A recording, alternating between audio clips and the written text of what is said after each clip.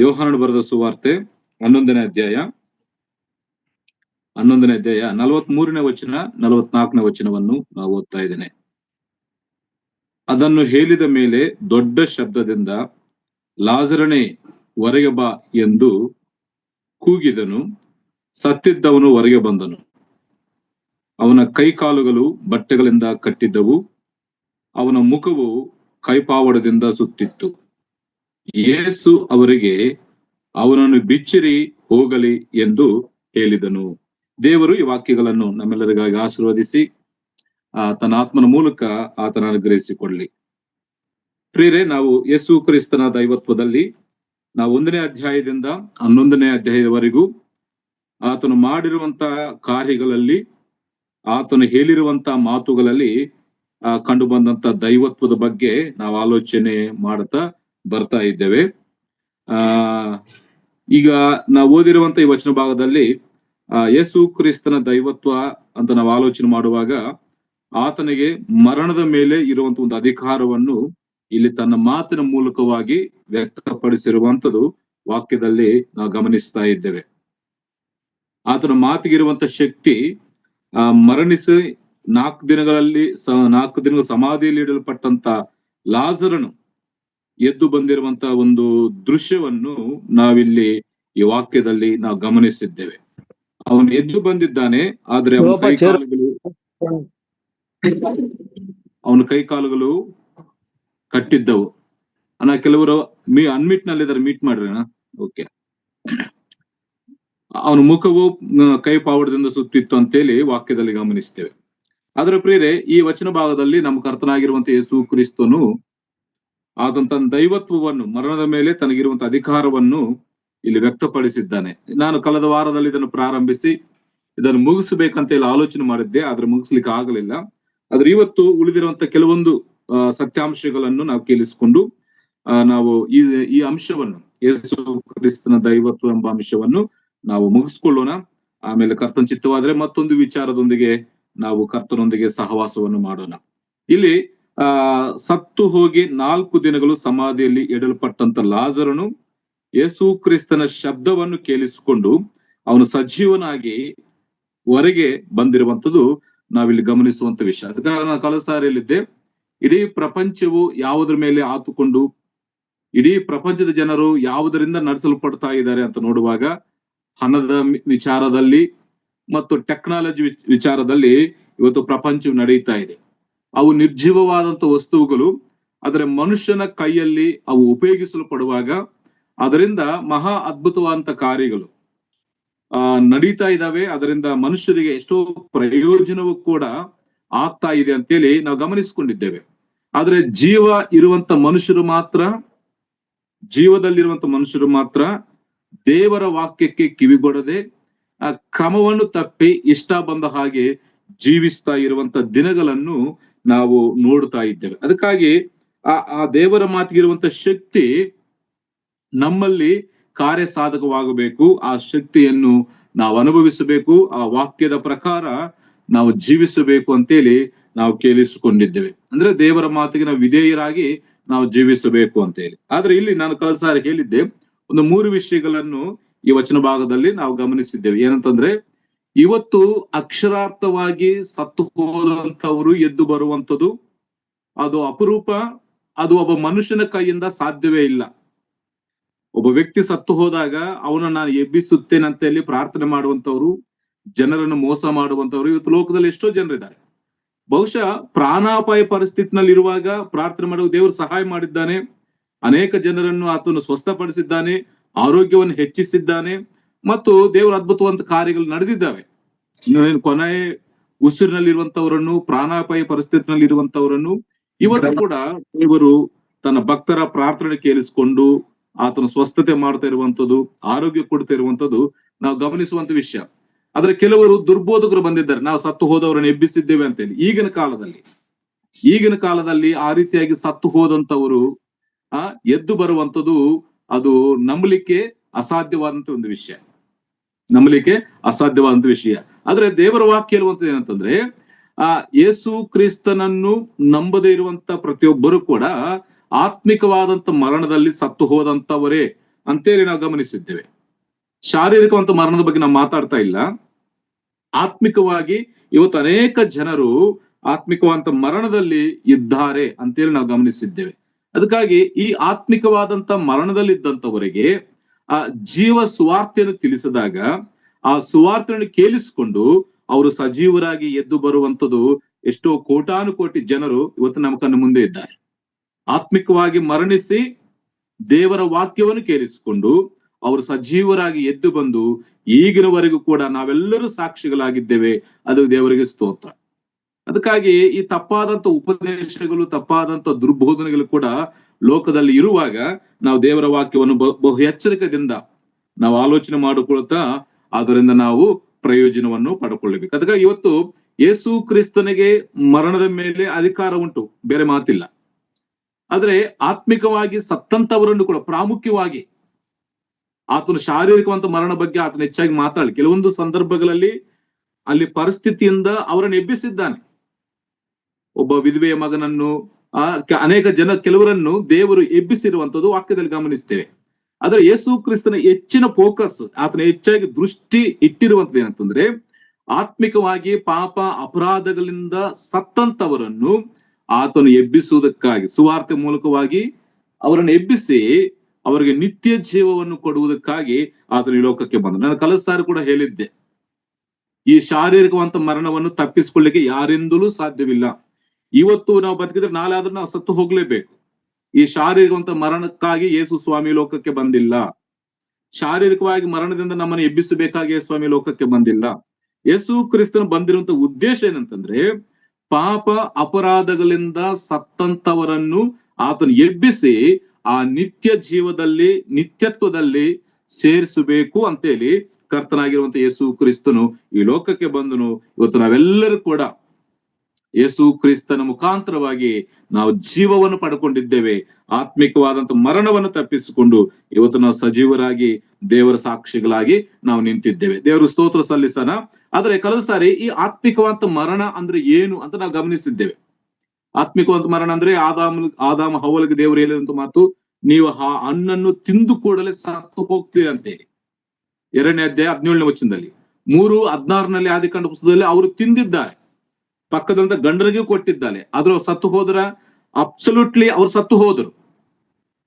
ಏನಂತಂದ್ರೆ ಅವರು ಶಾರೀರಿಕವಾಗಿ ಸತ್ತು ಹೋಗ್ಲಿಲ್ಲ, ದೇವರಿಂದ ಅವ್ರಿಗಿರುವಂತ ಸಂಬಂಧ ಅದು ಮುರಿದು ಹೋಗಿದೆ. ದೇವರಿಂದ ಬರುವಂತ ಆ ಜೀವಕ್ಕೆ ಅವರು ಬೇರ್ಪಟ್ಟಿದ್ದ, ದೇವರಿಗೆ ಅವ್ರಿಗೆ ಯಾವ ಸಂಬಂಧವಿಲ್ಲದೆ ಅವರು ದೂರಸ್ಥರಾಗಿದ್ದರು. ಇದೇ ಆತ್ಮಿಕವಾದಂತ ಮರಣ. ಆತ್ಮಿಕವಾದಂತ ಮರಣ ಅಂದ್ರೆ ಏನು ನಾವು ಕೆಲವು ಸಾರಿ ಗಮನಿಸಿದ್ದೇವಲ್ಲ. ಆ ದೇವರಿಂದ ಉಂಟಾಗುವಂತ ಜೀವಕ್ಕೆ ಬೇರೆ ಆಗುವಂಥದ್ದು, ಪ್ರತ್ಯೇಕವಾಗಿ ಜೀವಿಸುವಂತದೇ ಆತ್ಮಿಕವಾದಂತ ಮರಣ ಅಂತೇಳಿ. ಅದಕ್ಕಾಗಿ ಇವತ್ತು ಕೂಡ ಆ ಆತ್ಮಿಕವಾದಂತ ಮರಣದ ಬಗ್ಗೆ ನಾವು ಸ್ವಲ್ಪವಾಗಿ ಆಲೋಚನೆ ಮಾಡ್ತೇವೆ. ಏನಂತಂದ್ರೆ ಆತ್ಮಿಕವಾದಂತ ಮರಣ ಅಂದ್ರೆ ಏನು? ಈಗಾಗಲೇ ನಾವು ಗಮನಿಸಿದ್ದೇವೆ, ದೇವರಿಗೂ ಅವರಿಗೂ ಯಾವ ಸಂಬಂಧವಿರುವುದಿಲ್ಲ. ದೇವರಿಂದ ಬರುವಂತ ಜೀವಕ್ಕೂ ಅವರಿಗೆ ಯಾವ ಸಂಬಂಧವಿರುವುದಿಲ್ಲ. ದೇವರನ್ನು ಬಿಟ್ಟು ದೂರವಾಗಿ ಜೀವಿಸುವಂತದೇ ಆತ್ಮಿಕವಾದಂತ ಮರಣ ಅಂತೇಳಿ ನಾವು ಅರ್ಥ ಮಾಡ್ಕೊಂಡಿದ್ದೇವೆ. ಆಮೇಲೆ 2ನೇ ವಿಷಯ, ಈ ಆತ್ಮಿಕವಾದಂತ ಮರಣ ಅದರ ಲಕ್ಷಣಗಳು ಹೇಗಿರ್ತಾರೆ, ಇಲ್ಲಾಂದ್ರೆ ಅವ್ರು ಯಾವ ರೀತಿಯಾಗಿರ್ತಾರೆ, ಯಾವ ರೀತಿಯಾಗಿ ಅವ್ರು ಏನ್ ಮಾಡ್ತಾರ ಅಂತೇಳಿ ಇವತ್ತು ಸ್ವಲ್ಪವಾಗಿ ನಾವು ಆಲೋಚನೆ ಮಾಡ್ತೇವೆ. ಆತ್ಮಿಕವಾದಂತ ಮರಣದ ಒಂದು ಲಕ್ಷಣಗಳು. ಒಬ್ಬ ವ್ಯಕ್ತಿ ಆತ್ಮಿಕವಾಗಿ ಸತ್ತಿದ್ದಾನೆ, ಸತ್ತು ಹೋಗಿದ್ದಾನೆ ಅನ್ಲಿಕ್ಕೆ ಅವನಲ್ಲಿ ಕಂಡು ಬರುವಂತ ಕೆಲವೊಂದು ಲಕ್ಷಣಗಳು, ರುಜುವುಗಳೇನಂತೇಳಿ ಇವತ್ತು ನಾವು ಆಲೋಚನೆ ಮಾಡ್ತೇವೆ. ಆಮೇಲೆ 3ನೇದಾಗಿ ಆತ್ಮಿಕ ಮರಣದ ಒಂದು ಪ್ರತಿಫಲವೇನು. ಒಂದ್ ವೇಳೆ ಆತ್ಮಿಕವಾಗಿ ಮರಣದಲ್ಲಿ ನಾವಿದ್ರೆ ಅದಕ್ಕೆ ಸಿಗುವಂತ ಪ್ರತಿಫಲವೇನಂತೇಳಿ ನಾವು ಸ್ವಲ್ಪವಾಗಿ ಆಲೋಚನೆ ಮಾಡ್ತೇವೆ. ಅದಕ್ಕಾಗಿ ನೋಡ್ರಿ, ಒಂದು ವಾಕ್ಯ ಓದ್ಕೊಳ್ಳೋಣ. ಆತ್ಮಿಕವಾದಂತ ಮರಣದಲ್ಲಿ ಸತ್ತು ಹೋದಂತವ್ರು ಹೇಗಿರ್ತಾರೆ, ಅವರ ಗುಣಲಕ್ಷಣಗಳು ಏನಂತೇಳಿ ನಾವು ವಾಕ್ಯದಲ್ಲಿ ಗಮನಿಸೋಣ. ಮೊದಲು ಆತ್ಮಿಕವಾದಂತ ಮರಣ ಅಂದ್ರೆ ಏನು ನಮಗೆ ಅರ್ಥವಾಯ್ತು. ಏನು? ದೇವರಿಂದ ಪ್ರತ್ಯೇಕವಾಗಿರುವಂಥದ್ದು, ದೇವರಿಗೆ ಅವರಿಗೆ ಯಾವ ಸಂಬಂಧವೂ ಇಲ್ಲದೆ ಇರುವಂಥದ್ದು, ಇಲ್ಲ ದೇವರಿಂದ ಉಂಟಾಗುವಂತ ಆ ಜೀವದಿಂದ ಅವರು ಬೇರ್ಪಟ್ಟು ಜೀವಿಸುವಂತದೇ ಆತ್ಮಿಕವಾದಂತ ಮರಣ. ಅಂತವರು ಹೇಗಿರ್ತಾರೆ? ದೇವರಿಂದ ದೂರವಾದಂತ ಜನರು, ದೇವರಿಗೆ ಅವರಿಗೆ ಯಾವ ಸಂಬಂಧವಿಲ್ಲದೆ ಇದ್ದಾಗ ಅವರಲ್ಲಿ ಕಂಡು ಬರುವಂತ ಕೆಲವೊಂದು ಗುಣಲಕ್ಷಣಗಳನ್ನು ನಾವು ಆಲೋಚನೆ ಮಾಡೋಣ. ಎಫೆಸ ಪತ್ರಿಕೆ ಅಪೊಸ್ತಲನಾದ ಪೌಲನು ಎಫೆಸದವರಿಗೆ ಬರೆದ ಪತ್ರಿಕೆ 4ನೇ ಅಧ್ಯಾಯ 4ನೇ ಅಧ್ಯಾಯ 17ನೇ ವಚನದಿಂದ ನಾವು 19ನೇ ವಚನದವರೆಗೂ ನಾವು ಓದುವಾಗ ಅಲ್ಲಿ ನಮ್ಗೆ ಅರ್ಥವಾಗ್ತದೆ, ಒಬ್ಬ ವ್ಯಕ್ತಿ ಆತ್ಮಿಕವಾಗಿ ಸತ್ತು ಹೋಗಿದ್ದಾನೆ ಅನ್ಲಿಕ್ಕೆ ರುಜುವು ಅವನಲ್ಲಿ ಕಂಡು ಬಂದ ಕೆಲವೊಂದು ಗುಣಲಕ್ಷಣಗಳನ್ನು ಅಪೊಸ್ತಲನಾದ ಪೌಲನು ಇಲ್ಲಿ ತಿಳಿಸಿದ್ದಾರೆ. ಅವ್ರು ಯಾವ ರೀತಿಯಾಗಿ ನಾವು ಇವತ್ತು ಕೂಡ ನಾವು ಅವರನ್ನು ಗುರುತಿಸಬಹುದು. ಈ ಗುಣಗಳು ಯಾರಲ್ಲಿ ಇರ್ತಾವೋ ಅವ್ರು ಏನಾಗಿದ್ದಾರೆ? ಆತ್ಮಿಕವಾಗಿ ಸತ್ತವರೇ. ಅವರು ಸಜೀವರಾಗಿ ಎದ್ದು ಬಂದವರಲ್ಲ, ಸುವಾರ್ತೆಯನ್ನು ಕೇಳಿಸಿಕೊಂಡು ಆ ನಿತ್ಯ ಜೀವನ ಪಡ್ಕೊಂಡವರಲ್ಲ. ಅದಕ್ಕಾಗಿ ಏನ ಗುಣಲಕ್ಷಣಗಳು ಅಂತ ನಾವು ನೋಡ್ಬೇಕಾದ್ರೆ ಅಪೊಸ್ತಲನಾದ ಪೌಲನು 4ನೇ ಅಧ್ಯಾಯ 17ನೇ ವಚನದಲ್ಲಿ ಆತನು ಹೇಳುವಂತ ಮಾತು ನೋಡ್ರಿ. 18ನೇ ವಚನ ಓದ್ತಾ ಇದ್ದೇನೆ. ಅವರಲ್ಲಿ ಮೊದಲು ಕಂಡು ಬರುವಂತ ಒಂದು ಗುಣ ಏನಂತಂದ್ರೆ, ಅವರು ನಿಷ್ಪ್ರಯೋಜನವಾದ ಬುದ್ಧಿಯುಳ್ಳವರಾಗಿ ನಡೆದುಕೊಳ್ಳುತ್ತಾರೆ. ದೇವರಿಗೆ ದೂರವಾದಂತವರು, ದೇವರಿಂದ ಆ ಜೀವವನ್ನು ಪಡ್ಕೊಳ್ಳದೆ ಜೀವಿಸುವಂತವರು, ಅವರಲ್ಲಿ ಮೊದಲು ಕಂಡು ಬರುವಂತ ಒಂದು ಸ್ವಭಾವ, ಒಂದು ಗುಣ ಏನಂತಂದ್ರೆ, ಅವರು ನಿಷ್ಪ್ರಯೋಜನವಾದ ಬುದ್ಧಿಯುಳ್ಳವರಾಗಿ, ಅವರು ನಿಷ್ಪ್ರಯೋಜನವಾದಂತ ಬುದ್ಧಿ, ಅವರು ಬುದ್ಧಿಹೀನರಾಗಿ ಯಾವುದನ್ನು ಮಾಡಬೇಕು ಯಾವುದನ್ನು ಮಾಡಬಾರದಂತೇಳಿ ತಿಳಿಯದೆ ಜೀವಿಸುವಂತವ್ರು, ನಿಷ್ಪ್ರಯೋಜನವಾದಂತ ಬುದ್ಧಿಯುಳ್ಳವರಾಗಿ ನಡೆದುಕೊಳ್ಳುತ್ತಾರೆ. 1. 2, ಅವರ ಮನಸ್ಸು ಮಬ್ಬಾಗಿ ಹೋಗಿದೆ. ಮನಸ್ಸೆಲ್ಲ ಕತ್ತಲೆಯಿಂದ ತುಂಬಲ್ಪಟ್ಟಿದೆ. ಬೆಳಕಿಗೆ ಸಂಬಂಧಪಟ್ಟಂತೆ ಯಾವ ವಿಷಯಗಳು ಅವರಲ್ಲಿ ಇರುವುದಿಲ್ಲ. ಪರಿಶುದ್ಧತೆಗೆ ಸಂಬಂಧಪಟ್ಟಂತೆ ಯಾವ ವಿಷಯಗಳು ಅವರಲ್ಲಿ ಇರುವುದಿಲ್ಲ. ಎಲ್ಲವೂ ಕತ್ತಲೆಗೆ ಸಂಬಂಧಪಟ್ಟಂತ ವಿಷಯಗಳು, ಪಾಪಕ್ಕೆ ಸಂಬಂಧಪಟ್ಟಂತ ವಿಷಯಗಳಲ್ಲಿ ಅವರು ತುಂಬಿದವರಾಗಿರ್ತಾರೆ. ಅವರ ಮನಸ್ಸು ಮಬ್ಬಾಗಿ ಹೋಗಿದೆ. 2ನೇ ಸ್ವಭಾವ. 3, ಅವರು ತಮ್ಮ ಹೃದಯದ ಕಾಠಿಣ್ಯದ ನಿಮಿತ್ತದಿಂದಲೂ ತಮ್ಮಲ್ಲಿರುವ ಅಜ್ಞಾನದ ನಿಮಿತ್ತದಿಂದಲೂ ಅವರ ಹೃದಯವಾಗಿರ್ತದೆ, ಕಠಿಣವಾಗಿರ್ತದೆ. ಯಾರು ಏನು ಹೇಳಿದ್ರು ಕೂಡ ಅವರು ನಂಬುವುದಿಲ್ಲ. ಅವರ ಹೃದಯ ತುಂಬಾ ಕಠಿಣ ಮಾಡಿಕೊಂಡಿರ್ತಾರೆ. ಮತ್ತು ತಮ್ಮಲ್ಲಿರುವ ಅಜ್ಞಾನದ ನಿಮಿತ್ತದಿಂದಲೂ ದೇವರಿಂದಾಗುವ ಜೀವಕ್ಕೆ ಅನ್ಯರಾಗಿದ್ದಾರೆ. ಮತ್ತು 19ನೇ ವಚನ ನೋಡಿ, ಅವರು ತಮ್ಮ ದುಸ್ಥಿತಿಗಾಗಿ ಸ್ವಲ್ಪವೂ ಚಿಂತಿಸದೆ, ಅವ್ರಿಗಿರುವಂತ ಆ ದುಸ್ಥಿತಿಗಾಗಿ, ಅವ್ರು ಮಾಡ್ತಿರುವಂತ ಆ ಪಾಪದ ಕಾರ್ಯಗಳಿಗಾಗಿ ಅವ್ರು ಸ್ವಲ್ಪವೂ ಚಿಂತಿಸುವುದಿಲ್ಲ. ಅಯ್ಯೋ, ನಾನು ಇಷ್ಟು ಪಾಪಿಯಾಗಿದ್ದೇನೆ, ಇಷ್ಟು ಅಂಧಕಾರದಲ್ಲಿ ಜೀವಿಸ್ತಾ ಇದ್ದೇನೆ, ನಿಷ್ಪ್ರಯೋಜನವಾದಂತ ಬುದ್ಧಿಯುಳ್ಳವನಾಗಿದ್ದೇನೆ, ನನ್ನ ಹೃದಯ ಇಷ್ಟು ಕಠಿಣವಾಗಿದೆ ಅಂತೇಳಿ ಅವರು ಸ್ವಲ್ಪವೂ ಚಿಂತಿಸುವುದಿಲ್ಲ. ಅದು ಅವರ ಸ್ವಭಾವ. ಅವರು ತಮ್ಮ ದುಸ್ಥಿತಿಗಾಗಿ ಸ್ವಲ್ಪವೂ ಚಿಂತಿಸದೆ ತಮ್ಮನ್ನು ಬಂಡುತನಕ್ಕೆ ಒಪ್ಪಿಸಿಕೊಟ್ಟು ಎಲ್ಲ ವಿಧವಾದ ಅಶುದ್ಧ ಕೃತ್ಯಗಳನ್ನು ಅತ್ಯಾಶೆಯಿಂದ ನಡೆಸುವವರಾಗಿದ್ದಾರೆ. ನೋಡಿ, ಎಲ್ಲ ಅಶುದ್ಧವಾದಂತ ಕೃತ್ಯಗಳು, ನೀಚವಾದಂತ ಕೃತ್ಯಗಳನ್ನು ಯಾವ ರೀತಿಯಾಗಿ ನಡೆಸ್ತಾರತ್ತೆ? ಅತ್ಯಾಶೆಯಿಂದ, ಆಸಕ್ತಿಯಿಂದ, ಆಸಕ್ತಿಯಿಂದ ಅವರು ಅಶುದ್ಧವಾದಂತ ಕೃತ್ಯಗಳನ್ನು ನಡೆಸುವವರಾಗಿದ್ದಾರೆ. ನೀವಾದರೂ, ನಾವು ಅಂತವರಲ್ಲ. ಒಂದು ಕಾಲದಲ್ಲಿ ನಾವು ಕೂಡ ಅಂತವರೇ ಆಗಿದ್ದೇವೆ. ಆತ್ಮಿಕವಾದಂತ ಮರಣದಲ್ಲಿ ಇದ್ದಂತ ನಾವು ನಿಷ್ಪ್ರಯೋಜನವಾದ ಬುದ್ಧಿಯುಳ್ಳವರಾಗಿದ್ದೇವೆ. ಮತ್ತು ನಮ್ಮ ಮನಸ್ಸು ಮಬ್ಬಾಗಿ ಹೋಗಿದೆ. ನಮ್ಮ ಹೃದಯವು ಕಠಿಣವಾಗಿತ್ತು. ನಮ್ಮಲ್ಲಿ ಅಜ್ಞಾನ ನಿಮಿತ್ತದಿಂದ ದೇವರಿಗೂ ದೂರಸ್ಥರಾಗಿದ್ದೇವೆ. ನಮ್ಮ ದುಸ್ಥಿತಿಗಾಗಿ ಸ್ವಲ್ಪವೂ ಚಿಂತಿಸಲಿಲ್ಲ. ಮತ್ತು ಎಲ್ಲ ಅಶುದ್ಧವಾದಂತ ಕೃತ್ಯಗಳನ್ನು ಅತ್ಯಾಶೆಯಿಂದ ನಡೆಸುವಂತವ್ರು ಆಗಿದ್ದೇವೆ. ಇದು ಆತ್ಮಿಕವಾದಂತ ಮರಣದಲ್ಲಿ ಇದ್ದಂತವರಲ್ಲಿ ಕಂಡು ಬರುವಂತ ಗುಣಲಕ್ಷಣ. ನೀವಾದರೂ, ನಾವಂತವರಲ್ಲ ಪ್ರಿಯ. ನಾವು ದೇವರಿಂದ ಆ ಜೀವವನ್ನು ಪಡ್ಕೊಂಡಿದ್ದೇವೆ. ದೇವರಿಂದ ನಾವು ಸಜೀವರಾಗಿ ಎದ್ದು ಬಂದಿದ್ದೇವೆ. ಅದಕ್ಕಾಗಿ ಒಬ್ಬ ವ್ಯಕ್ತಿ ಆತ್ಮಿಕವಾಗಿ ಸತ್ತಿದ್ದಾನೆ ಅನ್ಲಿಕ್ಕೆ ಈ ಗುಣಲಕ್ಷಣಗಳು ಅವನಲ್ಲಿ ಕಂಡು ಬರ್ತಾರೆ. ಇಂಥ ಗುಣಲಕ್ಷಣಗಳು ಯಾರಲ್ಲಿ ಇರ್ತಾವೋ ಅವ್ರು ಏನಾಗಿದ್ದಾರೆ? ಆತ್ಮಿಕವಾಗಿ ಸತ್ತಂತವರು ಆಗಿದ್ದಾರೆ. ಮತ್ತು ನೋಡಿ, ಅವ್ರು ಏನ್ ಮಾಡ್ತಾರೆ? 2ನೇ ಅಧ್ಯಾಯದಲ್ಲಿ ಕೂಡ ಪೌಲನು ತಿಳಿಸ್ತಾನೆ. 2ನೇ ಅಧ್ಯಾಯದಲ್ಲಿ ಕೂಡ 2ನೇ ವಚನದಲ್ಲಿ ನಾವು ಓದ್ತೀವಲ್ಲ, ಇಲ್ಲಾಂದ್ರೆ ಆತನ ಅಪರಾಧಗಳ ಮತ್ತು ಪಾಪಗಳ ದೆಸೆಯಿಂದ ಸತ್ತವರಾಗಿದ್ದ ನಿಮ್ಮನ್ನು ಸಹ ಬದುಕಿಸಿದನು. ನೀವು ಪೂರ್ವದಲ್ಲಿ ಅಪರಾಧಗಳನ್ನು ಪಾಪಗಳನ್ನು ಮಾಡುವವರಾಗಿದ್ದು ಇಹಲೋಕಾಚಾರಕ್ಕೆ ಅನುಸಾರವಾಗಿ ನಡೆದುಕೊಂಡಿರಿ. ಮತ್ತೆ ಅವರಲ್ಲಿ ಕಾಣಿಸ್ಕೊಂಡಂತೆ ಇಹಲೋಕಾಚಾರಕ್ಕೆ ಅನುಸಾರವಾಗಿ ನಡೆದುಕೊಳ್ತಾ ಇರ್ತಾರೆ. ಒಬ್ಬ ವ್ಯಕ್ತಿ ಆತ್ಮಿಕವಾಗಿ ಸತ್ತಿದ್ದಾನೆ ಅನ್ಲಿಕ್ಕೆ ರುಜುವೇನು? ಅವನು ಲೋಕ ಸಂಬಂಧ ಆಚಾರ ಸಂಬಂಧವಾಗಿ ಅವನು ನಡೆದುಕೊಳ್ಳುತ್ತಾ ಇರ್ತಾನೆ. ಅಷ್ಟು ಮಾತ್ರವಲ್ಲ, ವಾಯುಮಂಡಲದಲ್ಲಿ ಅಧಿಕಾರ ನಡೆಸುವ ಅಧಿಪತಿಗೆ, ಅಂದರೆ ನಂಬಲೊಲ್ಲದವರನ್ನು ಅವಿಧೇಯತೆಗೆ ಈಗ ಪ್ರೇರೇಪಿಸುವ ಆತ್ಮನಿಗೆ ಅನುಸಾರವಾಗಿ ನಡ್ಕೊಂಡಿರಿ. ಒಂದು ಲೋಕಾನುಸಾರವಾಗಿ ಲೋಕದ ಸಾಂಪ್ರದಾಯಿಕ ಆಚಾರ ಸಂಬಂಧವಾಗಿ ನಡೆದುಕೊಳ್ತಾರೆ. ಆಮೇಲೆ ಅವರು ಇಹಲೋಕ ಅಧಿಪತಿ, ಅಂಧಕಾರ ಸಂಬಂಧವಂತ ಅಧಿಪತಿ, ನಂಬಲೊಲ್ಲದವರನ್ನು ಅವಿಧೇಯತೆಗೆ ಪ್ರೇರೇಪಿಸುವಂತ ಅಧಿಪತಿಯನ್ನು ಅವರು ಅನುಸರಿಸಿ ನಡೆದುಕೊಳ್ಳುತ್ತಾರೆ. ಮತ್ತು ಇನ್ನೊಂದು ಮಾತು ನೋಡಿ, 3ನೇ ವಚನದಲ್ಲಿ, ನಾವೆಲ್ಲರೂ ಪೂರ್ವದಲ್ಲಿ ಅವಿಧೇಯರಾಗಿದ್ದು ಶರೀರ ಭಾವದ ಆಶೆಗಳಿಗೆ ಅಧೀನರಾಗಿ ಶರೀರಕ್ಕೂ ಮನಸ್ಸಿಗೂ ಸಂಬಂಧಪಟ್ಟ ಇಚ್ಛೆಗಳನ್ನು ನೆರವೇರಿಸಿಕೊಳ್ಳುತ್ತಾ ನಡೆದು. ಮತ್ತೇನ್ ಮಾಡ್ತೇವೆ? ಈ ಶರೀರಕ್ಕೂ ಈ ಮನಸ್ಸಿಗೂ ಸಂಬಂಧಪಟ್ಟಂತ ಇಚ್ಛೆಗಳನ್ನು ನೆರವೇರಿಸಿಕೊಳ್ಳುತ್ತಾ ನಡೀತಾ ಇರ್ತಾರೆ. ಇವು ಆತ್ಮಿಕವಾಗಿ ಮರಣಿಸಿದಂತವರಲ್ಲಿ ಕಂಡು ಬರುವಂತ ಗುಣಲಕ್ಷಣಗಳು. ಇಹಲೋಕ ಸಂಬಂಧವಾಗಿ ಅವ್ರು ನಡೀತಾ ಇರ್ತಾರೆ, ವಾಯುಮಂಡಲ ಸಂಬಂಧಿಯಾದಂತ ಅಧಿಪತಿಯನ್ನು ಅನುಸರಿಸಿ ನಡೀತಾರೆ, ಮತ್ತು ಶರೀರಕ್ಕೂ ಮನಸ್ಸಿಗೂ ಸಂಬಂಧಿಸಿದಂತ ಆಶೆಗಳನ್ನು, ಇಚ್ಛೆಗಳನ್ನು ಅವರು ನೆರವೇರಿಸಿಕೊಳ್ಳುತ್ತಾ ಸ್ಥಿತಿಗಾಗಿ ಸ್ವಲ್ಪವೂ ಚಿಂತಿಸದೆ ಅವರು ಇಷ್ಟ ಬಂದ ಹಾಗೆ ಜೀವಿಸ್ತಾ ಇರ್ತಾರೆ. ಇವರು ಆತ್ಮಿಕವಾಗಿ ಸತ್ತಂತವರೇ ಆಗಿರ್ತಾರೆ. ಅದಕ್ಕಾಗಿ ಪ್ರಿಯರೇ, ಒಂದು ಕಾಲದಲ್ಲಿ ನಮ್ಮಲ್ಲಿ ಕೂಡ ಇಂಥ ಗುಣಗಳು ಉಂಟು. ನಾವು ಕೂಡ ಪಾಪ ಅಪರಾಧಗಳಿಂದ ಸತ್ತಂತವರೇ ಆಗಿದ್ದೇವೆ. ಆದ್ರೆ ಯೇಸು ಕ್ರಿಸ್ತನ ಮಹಾಕೃಪೆ ನಮ್ಮ ಮೇಲೆ ಬಂತು.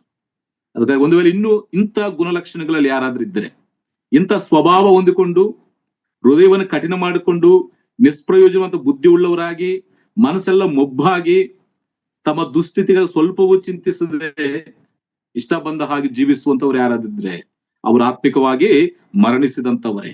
ಅದಕ್ಕೆ ಪ್ರತಿಫಲವೇನು? ಒಂದು ಅದೇ ಮರಣದಲ್ಲಿ ನಾವಿದ್ದರೆ ಅದಕ್ಕೆ ಪ್ರತಿಫಲವೇನು? ಅದೇ ಎಫೆಸ ಪತ್ರಿಕೆ 2ನೇ 3ನೇ ನಾವು ದೇವರ ಕೋಪಕ್ಕೆ ಗುರಿಯಾಗ್ತದೆ. ದೇವರ ಕೋಪ, ದೇವರ ಶಾಪ, ಆ ದೇವರ ಉಗ್ರತೆ ನಮ್ಮ ಮೇಲಿರ್ತದೆ. 3 ವಿಷಯಲ್ಲಿದೆ.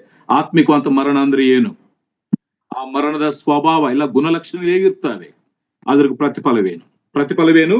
ದೇವರ ಕೋಪಕ್ಕೆ ನಾವು ಗುರಿಯಾದಂತ, ದೈವೋಗ್ರತೆಗೆ ನಾವು ಗುರಿಯಾಗಿರ್ತೇವೆ. ಆ ನರಕದಲ್ಲಿ ನಾವು ಬೀಳಲೇಬೇಕು. ಆದರೆ ಕರ್ತನಾಗಿರುವಂತ ಯೇಸು ಕ್ರಿಸ್ತನು ಈ ಆತ್ಮಿಕವಾಗಿ ಸತ್ತಂತವರನ್ನು ಎಬ್ಬಿಸುವುದಕ್ಕೆ, ಅವರಿಗೆ ನಿತ್ಯ ಜೀವನ ಕೊಡುವುದಕ್ಕಾಗಿ ಆತನು ಈ ಲೋಕಕ್ಕೆ ಬಂದು. ನೋಡಿ 4ನೇ ವಚನದಲ್ಲಿ ಅದನ್ನು ನೋಡ್ತೀವಿ. ಆದರೆ ಆತ್ಮಿಕವಾಗಿ ಸತ್ತಂತ ಸ್ಥಿತಿಯಲ್ಲಿದ್ದಾಗ, ಆದರೆ ಕರುಣಾನಿಧಿಯಾಗಿರುವ ದೇವರು ನಮ್ಮ ಮೇಲೆ ಮಹಾಪ್ರೀತಿಯನ್ನಿಟ್ಟು. ಆದರೆ ಆತ್ಮಿಕವಂತ ಸತ್ತವರ ವಿಷಯದಲ್ಲಿ ದೇವರೇನ್ ಮಾಡಿದ್ದಾನೆ? ಕರುಣಾನಿಧಿಯಾಗಿರುವ ದೇವರು ನಮ್ಮ ಮೇಲೆ ತನ್ನ ಮಹಾಪ್ರೀತಿಯನ್ನಿಟ್ಟು ಅಪರಾಧಗಳ ದೆಸೆಯಿಂದ ಸತ್ತವರಾಗಿದ್ದ ನಮ್ಮನ್ನು ಕ್ರಿಸ್ತನೊಂದಿಗೆ ಬದುಕಿಸಿದನು. ಇದರಿಂದ ನಾವು ಯಾವ ರೀತಿಯಾಗಿ ನಾವು ಬದುಕಿಸಲ್ಪಟ್ಟಿದ್ದೇವಂದ್ರೆ, ಯೇಸು ಕ್ರಿಸ್ತನ ಕೃಪೆ, ಆತನ ಪ್ರೀತಿಯಿಂದಲೇ ಇವತ್ತು ನಾವು ಬದುಕಿಸಲ್ಪಟ್ಟಿದ್ದೇವೆ. ದೇವರೊಂದಿಗೆ ನಾವು ಜೀವಿಸ್ತೇವೆ. ಯೇಸು ಕ್ರಿಸ್ತನ ಬಂದಂತ ಉದ್ದೇಶವೂ ಕೂಡ ಇದೇ ಆಗಿದೆ ಪ್ರಿಯ. ಅದಕ್ಕಾಗಿ ಈ ಆತ್ಮಿಕವಾದಂತ ಮರಣದಲ್ಲಿ ಸತ್ತಂತವರನ್ನು ಯೇಸು ಕ್ರಿಸ್ತನ ತನ್ನ ಸುವಾರ್ತೆಯ ಮೂಲಕವಾಗಿ, ಆತನು ಕರುಣಾನಿಧಿಯಾಗಿರುವಂತ ದೇವರು ನಮ್ಮ ಮೇಲೆ ಮಹಾಪ್ರೀತಿಯನ್ನಿಟ್ಟು ಯೇಸು ಕ್ರಿಸ್ತನ ಮುಖಾಂತರವಾಗಿ ನಮ್ಮನ್ನು ಬದುಕಿಸಿದ್ದಾನೆ. ತನ್ನ ಸುವಾರ್ತೆ ಮೂಲಕವಾಗಿ ನಮ್ಮನ್ನು ಕರೆದಿದ್ದಾನೆ. ನಾವು ಯಾವ ರೀತಿಯಾಗಿ ಸಜೀವರಾಗಿದ್ದೇವೆ, ಆ ಸುವಾರ್ತೆಗೆ ಕಿವಿ ಕೊಟ್ಟು ಆ ಸುವಾರ್ತೆನ ಕೇಳಿಸಿಕೊಂಡು, 1:13 ಇದೆಯಲ್ಲ, 1:13 ಒಂದು ಮಾತಿದೆಯಲ್ಲ, ನಿಮ್ಮ ರಕ್ಷಣೆ ವಿಷಯವಾದ ಸುವಾರ್ತೆ ಎಂಬ ಸತ್ಯವಾಕ್ಯವನ್ನು ಕೇಳಿ ಕ್ರಿಸ್ತನಲ್ಲಿ ನಂಬಿಕಿಟ್ಟವರಾದ ನೀವು ಸಹ. ಯಾವ ರೀತಿಯಾಗಿ ನಮ್ಮ ರಕ್ಷಣೆ ಸುವಾರ್ತೆಯನ್ನು, ಕರ್ತನಾಗಿರುವಂತ ಯೇಸು ಕ್ರಿಸ್ತನ ಸುವಾರ್ತೆ ನಾವು ಕೇಳಿಸಿಕೊಂಡು ಆತನಲ್ಲಿ ನಂಬಿಕೆ ಇಡುವುದರ ಮೂಲಕವಾಗಿ ನಾವೇನಾಗಿದ್ದೇವೆ? ರಕ್ಷಿಸಲ್ಪಟ್ಟಿದ್ದೇವೆ. ಆ ಆತ್ಮಿಕವಾದ ಮರಣದಿಂದ ಸಜೀವರಾಗಿ ಎದ್ದು ಬಂದಿದ್ದೇವೆ. ದೇವರ ವಾಕ್ಯವನ್ನು ಕೇಳುವುದರ ಮುಖಾಂತರ ನಂಬಿಕೆ ನಮ್ಮಲ್ಲಿ ಹುಟ್ಟಿದೆ. ನಂಬಿಕೆ ಹುಟ್ಟಂತವರ ಒಂದು ಬದಲಾವಣೆ ಆಗ್ತದೆ. ಯಾರು ದೇವರ ವಾಕ್ಯವನ್ನು ಕೇಳಿಸಿಕೊಳ್ಳುತ್ತಾರೋ ಆ ವಾಕ್ಯದಿಂದ ನಂಬಿಕೆ ಅವರಲ್ಲಿ ಹುಟ್ಟುತ್ತದೆ. ಯಾರಲ್ಲಿ ನಂಬಿಕೆ ಹುಟ್ಟುತ್ತದೋ ಅವರಲ್ಲಿ ಒಂದು ಶ್ರೇಷ್ಠವಂತ ಬದಲಾವಣೆ, ಒಂದು ಮಾರ್ಪಾಟು ಜೀವನ ಅವರಲ್ಲಿ ಕಾಣಿಸಿಕೊಳ್ಳುತ್ತದೆ. ಅದನ್ನು ನಾವು ಇಲ್ಲಿ ಕೂಡ, ಎಲ್ಲಿ ಲಾಜರನ ಜೀವನದಲ್ಲಿ ಕೂಡ ನಾವು ಗಮನಿಸ್ತೀವಿ. ಈಗ ಲಾಜರ ಆತ್ಮಿಕವಾಗಲ್ಲ, ಅವನ ಅಕ್ಷಾರ್ಥವಾಗಿ ಸತ್ತಿದ್ದಾನೆ.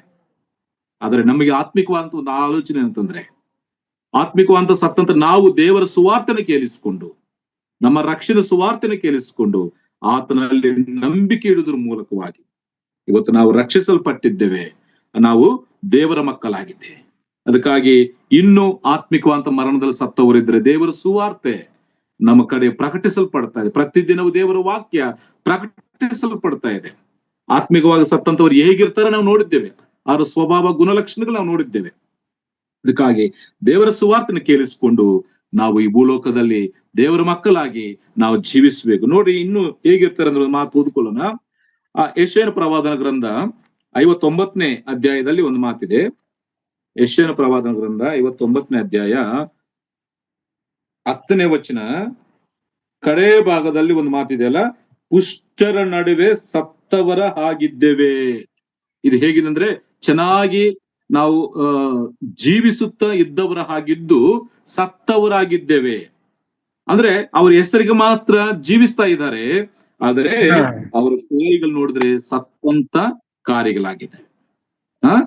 ಪುಷ್ಟರ ಮಧ್ಯದಲ್ಲಿ ಸತ್ತವರ ಹಾಗಿದ್ದೇವೆ ಅಂತೇಳಿ ದೇವರ ವಾಕ್ಯ ನಮಗೆ ತಿಳಿಪಡಿಸ್ತಾ ಇದೆ. ಮತ್ತೆ ಇನ್ನೊಂದು ಮಾತು ನೋಡಿ, ತಿಮೋತಿನ ಬರೆದಂತ ಮೊದಲನೇ ಪತ್ರಿಕೆ 5ನೇ ಅಧ್ಯಾಯ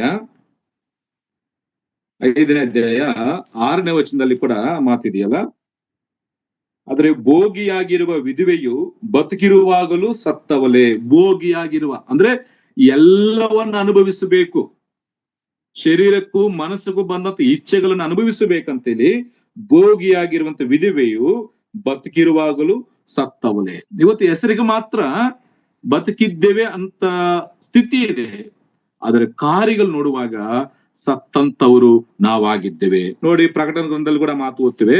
ಪ್ರಕಟಣೆ ಗ್ರಂಥ 3ನೇ ಅಧ್ಯಾಯದಲ್ಲಿ ಆ ಮಾತು ಕೂಡ ನಾವು ಓದ್ತೇವೆ. 3ನೇ ಅಧ್ಯಾಯ 1-2 ವಚನಗಳನ್ನ ಓದಬೇಕಾದ್ರೆ ಅಲ್ಲಿ ನೋಡಿ, ನಿನ್ನ ಕೃತ್ಯಗಳನ್ನು ಬಲ್ಲೆನು, ಜೀವಿಸುವವನು ಎಂದು ಹೆಸರು ನಿನಗಿದ್ದರೂ ಸತ್ತವನಾಗಿದ್ದಿ ಎಂಬುದನ್ನು ಬಲ್ಲೆನು. ಎಚ್ಚರವಾಗಿರು, ಸಾಯುವ ಹಾಗಿದ್ದ ಉಳಿದವುಗಳನ್ನು ದೃಢಪಡಿಸು. ವಿಶ್ವಾಸಿಗಳಿಗೆ ಇವತ್ತು ನಾವು ಜೀವಿಸುತ್ತಾ ಇದ್ದೇವೆ, ಆತ್ಮಿಕವಂತ ಮರಣದಿಂದ ಎದ್ದು ಬಂದಿದ್ದೇವೆ ಅಂತ ಹೇಳುವಂತವರು ಕೂಡ ಯಾವ ರೀತಿಯಾಗಿದ್ದಾರೆ, ಜೀವಿಸುವ ಎಂಬ ಹೆಸರು ನಿನಗಿದ್ದರು ನೀನು ಸತ್ತವನಾಗಿದ್ದಿ. ಇನ್ನು ಸಾಯುವ ಹಾಗಿದ್ದ ಉಳಿದವುಗಳನ್ನು ದೃಢಪಡಿಸುವಂತೆ. ಅದಕ್ಕಾಗಿ ಇವತ್ತು ನಂಬಿದವರಲ್ಲಿ ಕೂಡ ಈ ಆತ್ಮಿಕವಾದಂತ ಮರಣದ ಸ್ವಭಾವದ ಗುಣಲಕ್ಷಣಗಳು ಇದಾವು ಪ್ರಿಯ. ಹೆಸರಿಗೆ ಮಾತ್ರ ನಾವು ಜೀವಿಸ್ತಾ ಇದ್ದೇವೆ, ಹೆಸರಿಗೆ ಮಾತ್ರ ನಾವು ತುಂಬಾ ಚೆನ್ನಾಗಿ ಬದುಕ್ತಾ ಇದ್ದೇವೆ, ನಾವು ದೇವರಲ್ಲಿ ಆನಂದವಾಗಿದ್ದು ಅಂತ ಹೇಳುತ್ತಾ ಅವರ ಕಾರ್ಯಗಳು ನೋಡಿದ್ರೆ ಸತ್ತವರ ಹಾಗೆಯೇ. ಹೆಸರಿಗೆ ಮಾತ್ರ ಜೀವ, ಆದ್ರೆ ಕಾರ್ಯಗಳು ನೋಡಿದ್ರೆ ಸತ್ತಂತ ಸ್ಥಿತಿಯಲ್ಲಿ ಇರುವವರಾಗಿ ಜೀವಿಸ್ತಾ ಇದೆ. ಅದಕ್ಕಾಗಿ ಪ್ರಿಯರೇ, ಅದು ದೇವರು ಬಯಸುವುದಲ್ಲ.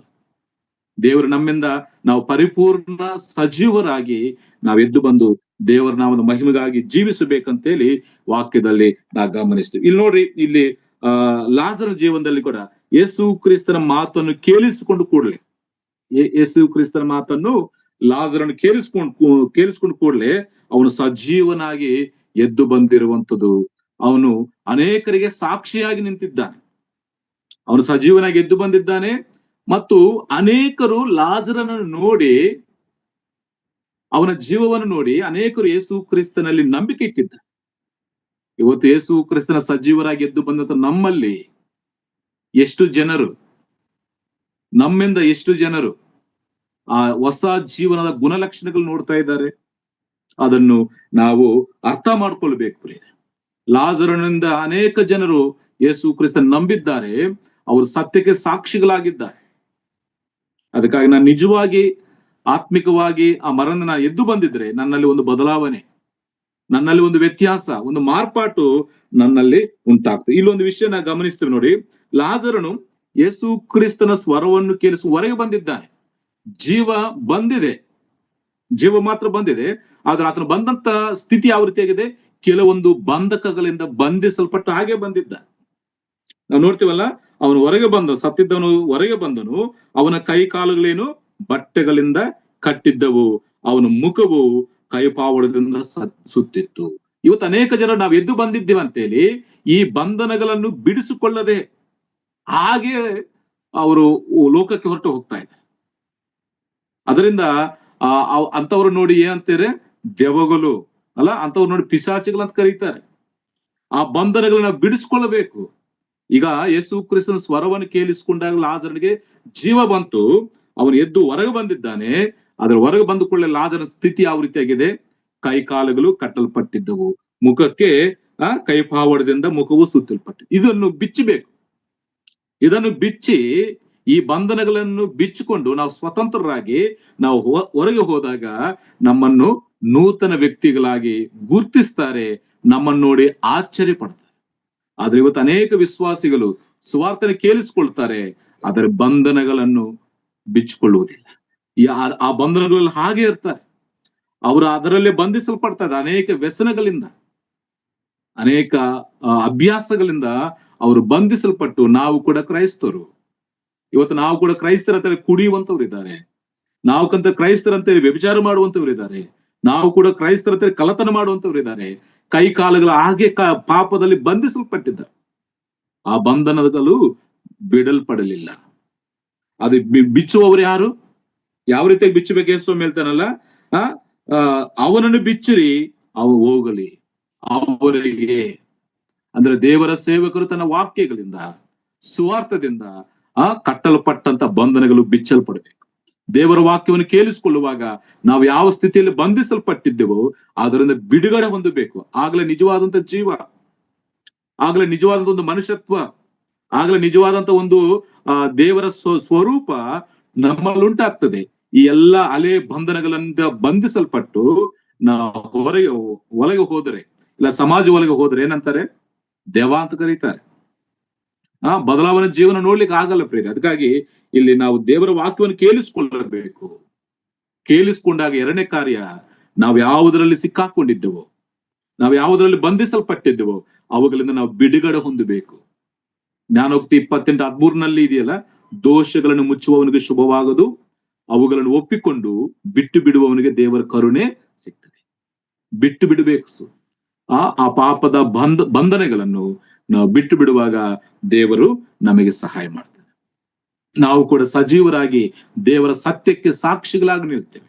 ಅದಕ್ಕಾಗಿ ಇಲ್ಲಿ ಲಾಜರನ ಸ್ಥಿತಿಯನ್ನು ನಾವು ನೋಡುವಾಗ, ಜೀವ ಆದ್ರೂ ಬಂತು, ಯೇಸು ಕ್ರಿಸ್ತನ ಸ್ವರವನ್ನು ಕೇಳಿ ಅವನ ಜೀವದಿಂದ ಎದ್ದು ಹೊರಗೆ ಬಂದಿದ್ದಾನೆ.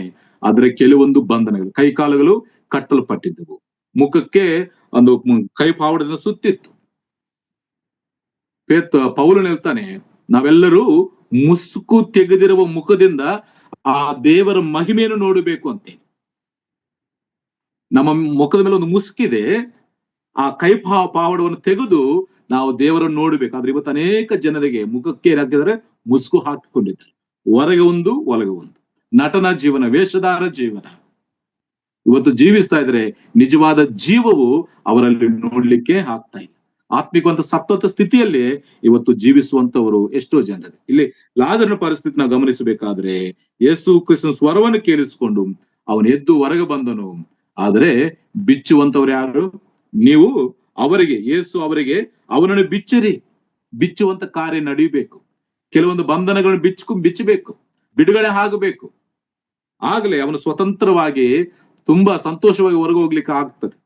ಆದ್ರೆ ಇವತ್ತು ಅನೇಕ ಕ್ರೈಸ್ತರು ಬಿಚ್ಚಿಕೊಳ್ಳಿಕ್ಕೆ ಮನಸ್ಸಿಲ್ಲ. ಅನೇಕ ಆ ವ್ಯಸನಗಳಿಂದ ಸರಿಯಾದಂತ ಬದಲಾವಣೆ ಆಗದೆ, ಮನಸ್ಸು ಮಾರ್ಪಡದೆ ಇವತ್ತು ಸಭೆಗಳಲ್ಲಿ, ಸಮಾಜದಲ್ಲಿ, ಕ್ರೈಸ್ತರ ಮಧ್ಯದಲ್ಲಿ ಜೀವಿಸುತ್ತಾ ದೇವರ ನಾಮಕ್ಕೆ ಅವಮಾನಕರವಾಗಿ ಜೀವಿಸ್ತಾ ಇದ್ದಾರೆ.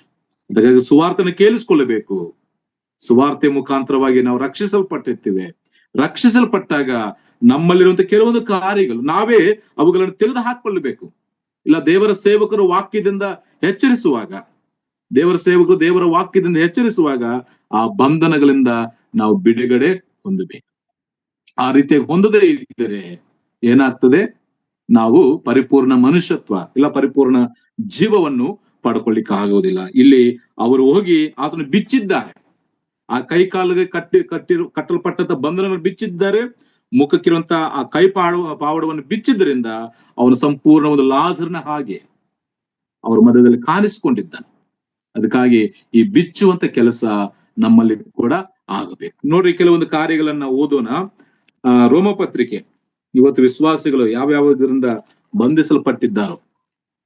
ರೋಮಪತ್ರಿಕೆ 1ನೇ ಅಧ್ಯಾಯ 28ನೇ ವಚನ ನಾವು ಓದಬೇಕಾದ್ರೆ, ಇಲ್ಲ 29ನೇ ವಚನ, ಹೇಗಂದ್ರೆ ಅವರು ಸಕಲ ವಿಧವಾದ ಅನ್ಯಾಯ, ದುರ್ಮಾರ್ಗತನ, ಲೋಲೋಕ್ತಿ, ದುಷ್ಟತ್ವಗಳಿಂದ, ಹೊಟ್ಟೆ ಕಿಚ್ಚು, ಕೊಲೆ, ಜಗಳ, ಮೋಸ, ಹಗೆತನದಿಂದಲೂ ತುಂಬಿದವರಾದರು. ಇನ್ನು ಅವರು ಕಿವಿ ಊದುವಂತವರು, ಚಾಡಿ ಹೇಳುವಂತವರು, ದೇವರನ್ನು ದೂಷಿಸುವಂತವರು, ಸೊಕ್ಕಿನವರು, ಅಹಂಕಾರಿಗಳು, ಬಡಾಯಿ ಕೊಚ್ಚುವವರು, ಕೇಡನ್ನು ಕಲ್ಪಿಸುವವರು, ತಂದೆ ತಾಯಿಗಳ ಮಾತನ್ನು ಕೇಳದವರು, ವಿವೇಕ ಇಲ್ಲದವರು, ಮಾತಿಗೆ ತಪ್ಪುವವರು, ಮಮತೆ ಇಲ್ಲದವರು, ಕರುಣೆ ಇಲ್ಲದವರು ಆದರು. ಇವೆಲ್ಲ ನಮ್ಮನ್ನು ಬಂಧಿಸಲ್ಪಟ್ಟಂತ ಬಂಧನಗಳು. ಈಗ ಸುವಾರ್ತನೆ ಕೇಳಿಸಿಕೊಂಡಾಗ ಈ ಬಂಧನಗಳಿಂದ, ಈ ಶಾರೀರಿಕವಂತ ಕಾರ್ಯಗಳಿಂದ ನಾವು ಬಿಡುಗಡೆ ಹೊಂದಬೇಕು. ಈ ಬಂಧನಗಳಿಂದ ನಾವು ಬಿಡುಗಡೆ ಹೊಂದಿದಾಗ ದೇವರ ನಾಮವು ನಮ್ಮಿಂದ ಮಹಿಮೆ ಹೊಂದುತ್ತದೆ. ನಮ್ಮಿಂದ ಅನೇಕರು ದೇವರಿಗೆ ಅವರು ಮಹಿಮೆ ಸಲ್ಲಿಸ್ತಾರೆ, ದೇವರನ್ನು ನಂಬಲಿಕ್ಕೆ ಕಾರಣವಾಗ್ತಾರೆ. ಲಾಜರನ ಮುಖಾಂತರ ಅನೇಕ ಜನರು ದೇವರನ್ನು ನಂಬಿದ್ರು, ಆತ್ಮಿಕವಾಗಿ ಅವನ ಜೀವವನ್ನು ಪಡ್ಕೊಂಡಿದ್ದಾನೆ. ಹೊರಗೆ ಬಂದು ಕೊಳ್ಳೆ ಕೆಲವೊಂದು ಬಂಧನಗಳನ್ನು ಆತನು ಬಿಚ್ಚಿಕೊಂಡು ಸಂಪೂರ್ಣ ಲಾಜರನ ಹಾಗೆ ಆತನು ಹೊರಗೆ ಹೋದಾಗ ದೇವರ ನಾಮವು ಮಹಿಮೆ ಹೊಂದಿದೆ. ಅದಕ್ಕಾಗಿ ಪ್ರಿಯರೇ, ರಕ್ಷಣೆ ಹೊಂದಿರುವಂತ ನಾವು, ಇವತ್ತು ಹೆಸರಿಗೆ ಕ್ರೈಸ್ತರಾಗಿರುವಂತ ನಾವು ಯಾವುದರಿಂದ ಬಂಧಿಸಲ್ಪಟ್ಟಿದ್ದೇವೋ ಆ ಬಂಧನಗಳನ್ನು ನಾವು ಬಿಡಿಸ್ಕೊಳ್ಳಬೇಕು. ಮೊದಲನೇ ಕೊರಿಂಥಿ ಪತ್ರಿಕೆ ನೋಡಿ, ಮೊದಲನೇ ಕೊರಿಂಥಿ ಪತ್ರಿಕೆ 6ನೇ ಅಧ್ಯಾಯ, ಮೊದಲನೇ ಕೊರಿಂಥಿ ಪತ್ರಿಕೆ 6ನೇ ಅಧ್ಯಾಯ 9ನೇ ವಚನ. ಅನ್ಯಾಯಗಾರರು ದೇವರ ರಾಜ್ಯಕ್ಕೆ ಬಾಧ್ಯರಾಗುವುದಿಲ್ಲವೆಂಬುದು ನಿಮಗೆ ತಿಳಿಯುವುದು, ಮೋಸ ಹೋಗಬೇಡಿರಿ.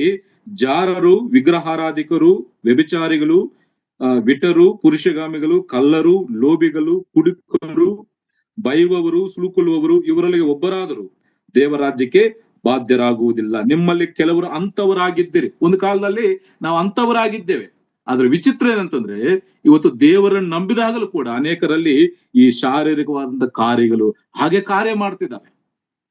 ಅವುಗಳಿಂದ ನಾವು ಬಿಡಿಸಲ್ಪಡಬೇಕು. ಆ ಬಂಧನಗಳನ್ನ ನಾವು ಬಿಡಿಸಿಕೊಂಡು ಪವಿತ್ರಾತ್ಮನ ಮೂಲಕವಾಗಿ ನಾವು ಜೀವಿಸುವಾಗ, ಪರಿಶುದ್ಧರಾಗಿ ನಾವು ಜೀವಿಸುವಾಗ ದೇವರ ನಾಮವು ನಮ್ಮಿಂದ ಮಹಿಮೆ ಹೊಂದುತ್ತದೆ. ಇಲ್ಲಿ ನೋಡಿ, ಲಾಜರನು ಆ ಬಂಧನಗಳನ್ನು ಬಿಡಿಸಿಕೊಂಡಾಗ ಯಾರೊಂದಿಗಿದ್ದನು? 2ನೇ ವಚನದಲ್ಲಿ ಯೇಸು ಕ್ರಿಸ್ತನೊಂದಿಗೆ ಕೂತುಕೊಂಡಿದ್ದಾನೆ. ಅದು ಒಂದು ವೇಳೆ ಆ ಬಂಧನಗಳು ಹಾಗೆ ಇದ್ದಿದ್ರೆ, ಆ ಕೈ ಕಾಲಲ್ಲಿ ಕಟ್ಟಲ್ಪಟ್ಟು ಮುಖಕ್ಕೆ ಕೈಪಾವಡದಿಂದ ಸುತ್ತಿದ್ರೆ ಯೇಸು ಕ್ರಿಸ್ತನ ಜೊತೆಲಿ ಕೂರ್ಲಿಕ್ಕೆ ಆಗ್ತಾ ಇರಲಿಲ್ಲ.